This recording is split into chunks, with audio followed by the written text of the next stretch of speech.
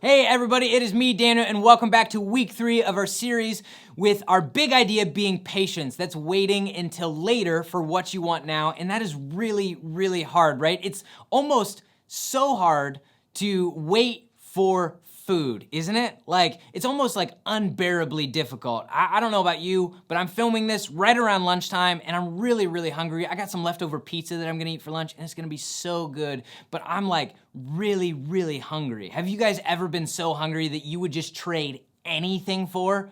Yeah, in fact, that is our story in the Bible today. And before we get into the exact specifications, remember that God always keeps his promises. And in fact, God made a promise very, very early on in the Bible to a guy named Abraham. He promised him that he would be the father of nations, right? And he pointed at the stars and said, as many stars as there are in the sky, that's how many kids will be in your family. But Abraham was really, really old. And so Abraham was like, I don't think that that's gonna be true. How is that possible? But guys, God always keeps his promises, and he gave Abraham and his wife Sarah a son named Isaac. Now, Isaac went on to have 2 sons with his wife, Rebekah. And in fact, this is what it says in the Bible.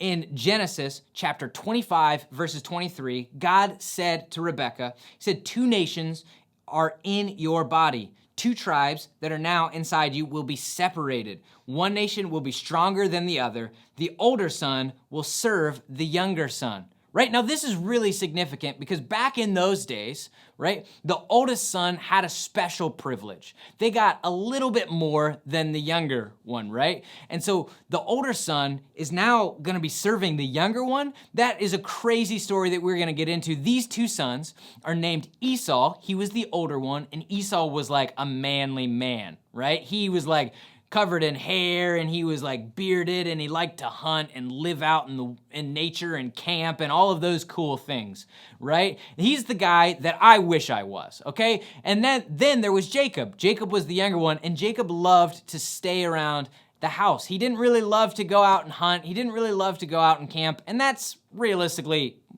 me. I like to be at home, right?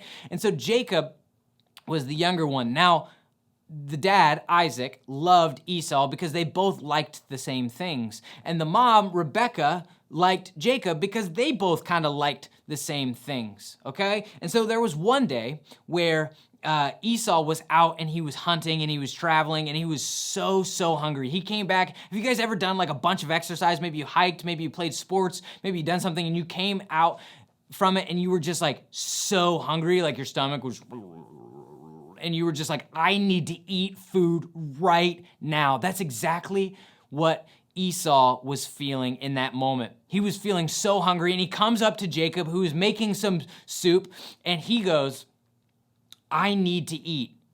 Will you give me a bowl of that soup? And Jacob said to him, first, sell me the rights that belong to you as the oldest son in the family, okay? He said, hey, that birthright, you're the oldest son, you're gonna get all of these special privileges. If you want a bowl of soup, give me those rights that you get as the older son.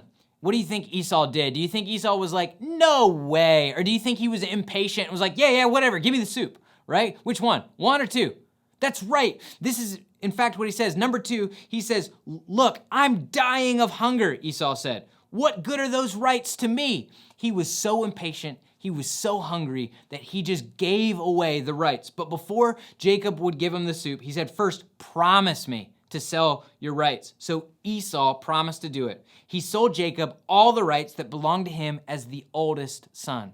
Guys, this was a big deal because Esau was so impatient, because he was so hungry, it cost him like a lot. It cost him all of the privileges that he had as the oldest son. Have you guys ever been so impatient with something that it cost you something? Maybe you were so impatient and you acted out in anger and then you got in trouble and you responded because of how you responded. Or maybe you were like, you know what, I have $1, I'm gonna go and buy this candy bar, and then you see a really great toy that goes on sale that you could have used that dollar for later on, right? It cost you something. You're like, man, that candy bar only kept me full for like a couple of hours. You know, that was what Esau was experienced. He sold his rights as the firstborn that he was going to have for the rest of his life for a bowl of soup that probably only kept him like full for a couple of hours. Guys, our bottom line today is when you don't wait,